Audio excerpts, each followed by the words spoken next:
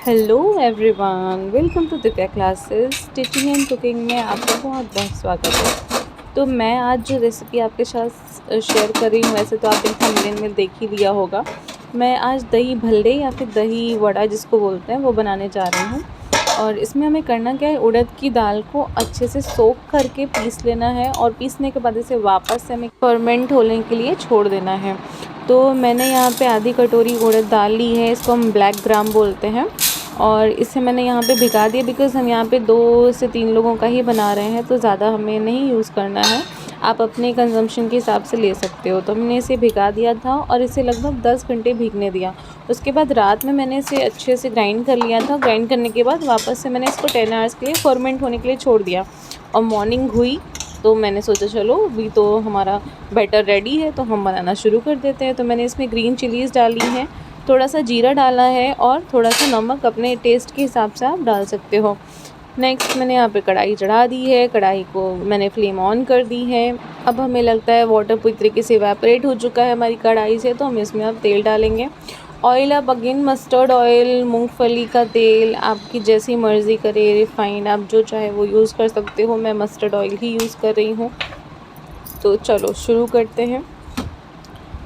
आप हाथ वहाँ थोड़ा भाई साफ़ कर लेना बिकॉज़ आप वैसे तो मुझे लगता है मैं कितनी बार ही हाथ अपने हैंड क्लीन करती रहती हूँ, बार बार वो मेरी ही नहीं, मुझे लगता है जितने भी लोग किचन में काम करते हैं ना उनकी ये आदत पड़ जाती है। तो हम पहले इसको अच्छे से फेंट लेते हैं और हाथों का इस्तेमाल ही करना है बिकॉज़ हमारे हाथों पाम की जो हीट होती है ना वो इस बैटर को अच्छा करती है। तो जैसे कि आप देख पा रहे हो धूप भी आ रही है विंडो से अच्छी खासी, और मेरा मेरा जो किचन है उसमें इतनी अच्छी हवा आती है, इतनी अच्छी धूप आती है, हमें बड़ा अच्छा लगता है सुबह सुबह। नेक्स्ट जो अब मैंने बगल में इनो भी रखा है, तो अभी तो आप बैटर को अच्छे से फेंटोगे, बट जैसे ही आप बनाने वाले होगे थोड़ा सा इनो इसमें रख डालोगे। अभी इनो का बहुत ज़्यादा इस्तेमाल नहीं करना है क्योंकि मैंने थोड़ा ही है, तो मैं हाफ़ पैकेट ही यूज़ कर रही हूँ, हाफ़ पैकेट में रख देती हूँ इनो। और उसके बाद ये इसका जो ये अंदर से काफ़ी फ्लफ़ी हो जाता है, तो हमें क्या होता है ना इसको बनाने में और खाने में कितना क्रंची लगता है ना कि मैं आपको क्या बताऊँ। तो ये रेसिपी वैसे तो मुझे मेरी भाभी ने बताई थी। मैं गई उनके यहाँ तो उन्होंने ये मुझे खिलाया दही बड़ा। मैंने कहा ये भाभी आप तो बड़ा अच्छा बनाते हो, इसमें कैसे आपने क्या चेंजेस किए हैं? तो उन्होंने मुझे बताया, तो वही रेसिपी मैं यहाँ पे शेयर कर रही हूँ। साइड में देखो मैंने पानी भी चढ़ा दिया है, हल्का सा ज़्यादा तो इसे नहीं करना, बट हाँ थोड़ा सा गर्म करना है, गुनगुना होने तक गर्म करना है। उसमें थोड़ा सा मैंने नमक भी डाल दिया है। तो आते हैं अपनी रेसिपी को कंटिन्यू करने। तो मैंने थोड़ी सी ना हींग भी डाली है पानी में, वैसे तो मैं भूल गई थी, फिर मैंने उनको फ़ोन करके पूछा भाई भाभी हींग भी डालना है क्या? तो बोला हाँ हींग डालना है। तो मैं कहा कहाँ पे, पानी में रखूँ या फिर दाल में? तो मैं नहीं, पानी में रखना है। मैं कहा ओके ठीक है। तो उससे सच में टेस्ट बहुत अच्छा हो गया था। फिर हम चलते हैं अपने प्रोसेस की तरफ आगे बढ़ते हैं।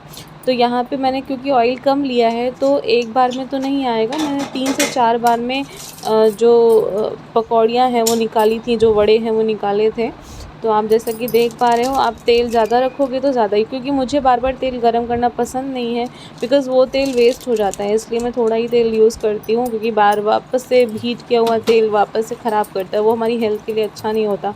उसमें सारे मिनरल्स तो एक्चुअली सब कुछ ख़त्म हो चुके होते हैं और जो होते हैं वो हमें नुकसान करते हैं, इसलिए। तो चलो शुरू करते हैं। और आप चाहो तो इसमें अपने किसी स्पून वगैरह का भी इस्तेमाल करके बड़े तेल में रख सकते हो, बिकॉज़ काफ़ी लोगों को प्रॉब्लम होती है, जब नया कोई कुकिंग सीखता है तो उसको लगता है भाई ये जल तो नहीं जाऊंगी मैं, तो आप स्पून से भी कर सकते हो। तो हम थोड़ी देर के लिए इसको छोड़ देंगे। तो फर्मेंटेशन में होता क्या है एक्चुअली, जब आप उड़द की दाल या ग्राम में एक्चुअली जो ब्लैक ग्राम होता है उड़द की दाल, उसमें काफ़ी न्यूट्रिएंट्स होते हैं जो कि हमारी बोन के साथ जैसे जैसे हम एज होती जाती है ना, हमें ये बहुत ज़रूरी होते जाते हैं। तो वैसे तो मैं बताऊँ आपको तो वही बेसिक तो नहीं, इम्पॉर्टेंट से मिनरल्स होते हैं इसमें, जैसे कि मैग्नीशियम है और कैल्शियम है, फॉस्फोरस है, ये सब इसमें पाए जाते हैं। मैग्नीज़ भी पाया जाता है, ये सब हमारी बॉडी के लिए बहुत अच्छे होते हैं और एज के साथ साथ जैसे हमारी एज बढ़ती जाती है ना, ये हमारे लिए बेनिफिशियल होते जाते हैं। अच्छा, दही भल्ले और दही वड़ा मुझे क्या लगता था ना कि दोनों ही अलग है, बट दोनों ही सिमिलर होते हैं। इनमें कुछ बस नाम का है, कुछ लोग इसको दही वड़ा बोलते हैं, कुछ लोग दही भल्ले बोलते हैं।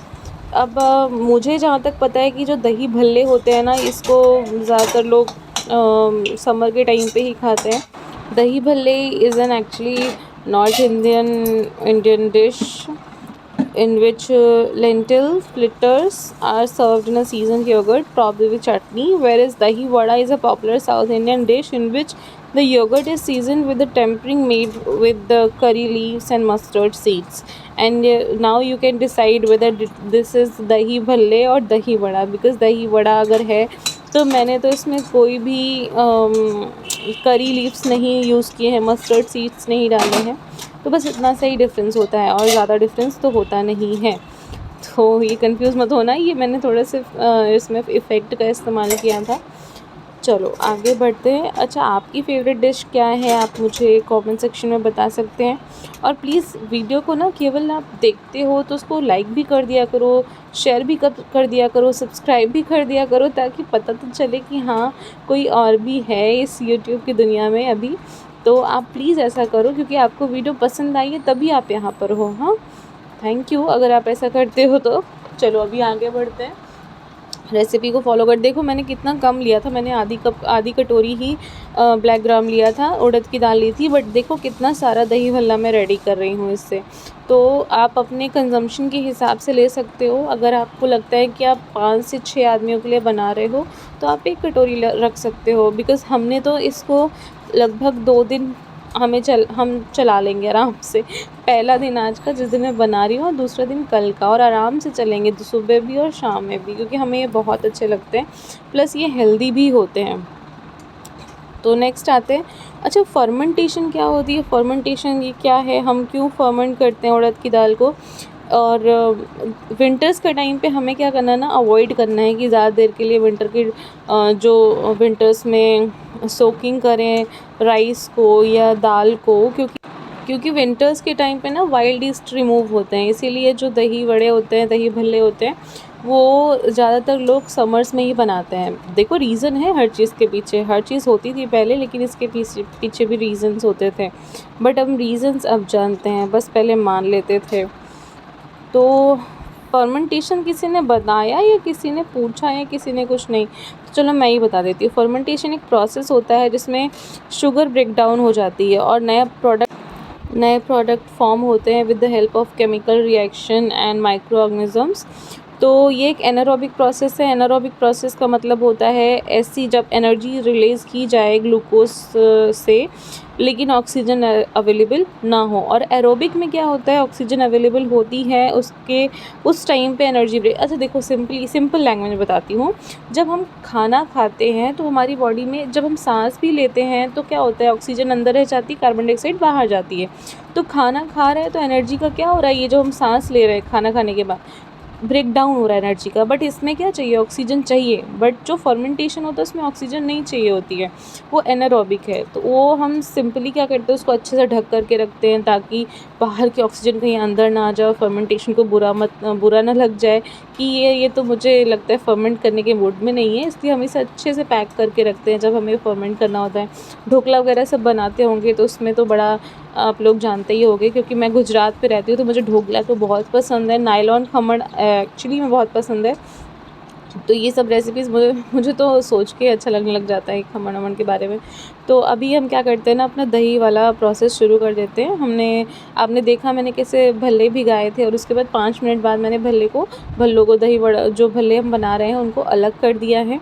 अब यहाँ पे दही यूज़ की है, दही को हमें थोड़ा सा फेंटना होगा, ठीक है ना, सीधा दही इस्तेमाल नहीं करना है, फेंटते हैं इसको। अगर आपको मीठा खाना है दही वाले, तो वैसे तो जो बनते हैं वो मीठे ही बनते हैं, बट मेरे घर में नमकीन दही वाले भी सबको पसंद है, दही वड़ा। तो हम क्या करते हैं ना, थोड़ा सा दही मैंने अलग कर लिया है नमकीन बनाने के लिए, और थोड़ा सा मैंने अलग रखा है मीठा दही वाला बनाने के लिए। तो उस प्रोसेस शुरू करते हैं। अब जो बचा हुआ मेरे लास्ट राउंड था वो भी मैंने रख दिया, 2 मैंने ऊपर रख दिए ताकि ये क्रिस्पी हैं तो खाने में अच्छा लगता है। तो दही को फेंटने का, इसमें एक ड्राई मसाले का यूज़ होता है जो कि मैंने बनाया है। उसमें भी आपको जीरा, धनिया, मिर्च और थोड़ी सी अजवाइन, इन सबको अच्छे से भूंज लेना है। भूंजने के बाद इनको ग्राइंड कर लेना है। ग्राइंड करने के बाद जब दही रेडी हो जाती है आपकी, जब आप भल्ला सर्व करते हो तो आप उनको उसी टाइम पे सर्व थोड़ा सा ऊपर स्प्रिंकल कर दोगे। और ग्रीन चटनी भी होती है, अगर ग्रीन चटनी आप बनाना चाहते हो तो वो भी आप इसमें सर्व जब आप गार्निशिंग करते हो ना तो उसमें रख सकते हो, क्योंकि बहुत अच्छा लगता है और खाने में भी बहुत टेस्ट आता है। तो मैं तो अभी फ़िलहाल लगी पड़ी हूँ और मैंने बनाया भी है ड्राई मसाला, जो कि मैंने आपको बताया स्प्रिंकल करना है। तो ये मैंने जीरा डाला, उसके ऊपर थोड़ी सी अजवाइन डाली और फिर उसके बाद मैंने हाँ अजवाइन ही है वापस से। अब वेट करते हैं, इसको थोड़ी देर भूनते हैं और थोड़ा ब्राउन होने देते हैं। और मैं यहाँ पे लाल चिली मतलब रेड चिलीज़ का इस्तेमाल कर रही हूँ, लाल मिर्च का इस्तेमाल कर रही हूँ, सूखी हुई लाल मिर्च। और इसको यहाँ पे थोड़ी देर के लिए रोस्ट करेंगे। और साथ में अगर धनिया के बीज हैं आपके पास तो धनिया के बीज भी डाल दीजिए, वो भी काफ़ी अच्छे होते हैं धनिया सीड्स, जिसको हम कोरिएंडर बोलते हैं। चलो अभी ये प्रोसेस तो अपना हो गया है। और इसके बाद हम लाते हैं जार मिक्सी का, और मिक्सी के जार में थोड़ा इसको जब तक ये रोस्ट हो जाएगा उसके बाद हम जार में इसको रख देंगे। और जैसे कि हल्का हल्का सा आप देख रहे हो साइड से जो आपको स्मोक है वो दिखनी शुरू हो गई है, जो इसका समझ में आने लग गया है कि हाँ ये तो हो चुका है, जलने नहीं देना है। हाँ अब मुझे लगता है कि मेरा जो ड्राई मसाला है वो लगभग पीसने के लिए तैयार हो चुका है। तो बस अब अभी गैस को बंद कर देते हैं। हाँ देख पा रहे हो आप। और इसके बाद इसको हम ट्रांसफ़र कर देंगे जार में, और जार को मिक्सी में या ग्राइंडर में हम इसको ग्राइंड करेंगे। उसके बाद हमने हमारी दही भी रेडी हो चुकी है। तो चलो कहाँ है जार मेरा, यस ओके। तो अब यहाँ पे हम गिर कर देते हैं। गिर होने के बाद जो हमारा मसाला है वो रेडी हो जाएगा। देखो रेसिपी है तो बहुत इजी और बहुत ही अच्छी, बस आपको ध्यान क्या रखना है ना कि आपको सोकिंग टाइम पे करनी है। अगर आपने सुबह 10 बजे सोक किया है तो उसको रात के 10 बजे तक ग्राइंड कर देना, और ग्राइंड करने के बाद आपको 10 घंटे के लिए ऐसे छोड़ देना है ढक करके। और सुबह जब बनाओगे ना तो सच में ये बहुत ही यमी बना था। मैं बनाती तो थी, लेकिन मैं क्या करती थी कि जब मेरा दही जब दाल जो होती थी ना ब्लैक ग्राम सोख हो जाता था अच्छे से, तो मैं वही उसी टाइम 10 घंटे के बाद उसी टाइम मैं उसको ग्राइंड करती थी और उसी समय हम लोग बना लेते थे। तो उससे टेस्ट तो आता था, बट जैसा मैंने खाया था भाभी के पास वैसा नहीं आता था। तो मैंने सोचा क्यों ना इसको ट्राई किया जाए। और आपको लगता होगा ये पानी में भीग गए हैं तो ये क्रंची नहीं लगेंगे, बिल्कुल क्रंची लग रहा था, मैं तो यही सोच रही थी। और ये तो आप देख रहे हो, ये मेरी मटका कुल्फ़ी की मटका मैंने ले लिया था, क्योंकि अगर मैं सच बताऊँ ना, अगर ग्लास का कोई चीज़ है जिसमें जो रेस्टोरेंट वगैरह में दिखता है मुझे कि हाँ मैंने उसमें खाया, मुझे आइसक्रीम वगैरह अच्छी लगी, तो वो आइसक्रीम मैं फिर वहाँ नहीं खाती हूँ। मैं कहती हूँ मैं घर लेके चलना है, घर पे खाएंगे। और सबको पता होता है घर पे क्यों लेकर जाएगी, घर पे क्यों खाएगी, क्योंकि भाई घर पे हम इसको आराम से धुल के रख सकते हैं। और मैंने इसमें इमली की चटनी भी डाल दी है और काला नमक भी डाल दिया है। तो हमारा जो दही भल्ला है वो खाने के लिए रेडी हो चुका है। आप इसमें ग्रीन चटनी डालना चाहो तो वो भी डाल सकते हो, वो भी काफ़ी टेस्टी लगती है। तो अभी तो मेरी ग्रीन चटनी बाद में मैंने डाली थी। अभी आप यहाँ पे देख पा रहे हो, आपको जो दही बड़ा है वो रेडी हो चुका है। तो 2 प्लेट से काम नहीं हुआ, अभी तीसरी प्लेट भी मैं लगा रही हूँ, क्योंकि ये काफ़ी अच्छा बना है। तो हमने सोचा चलो एक आध और ट्राई किया जाए। उसके बाद मैंने सबसे लास्ट में तो चटनी वाला ग्रीन चटनी पीसी थी, उसके बाद बनाया था। अगर आप उसकी इमली की चटनी की रेसिपी चाहते हो, या फिर अगर आप चाहते हो ग्रीन चटनी की रेसिपी, तो आप ज़रूर कमेंट सेक्शन में बताना। और वीडियो को यार अगर आप इतनी दूर तक आई ही हो तो लाइक सब्सक्राइब तो करते ही जाना, शेयर हो सके तो शेयर करो जिनको ये रेसिपी शेयर करनी है। Thank you so much. Happy Holi.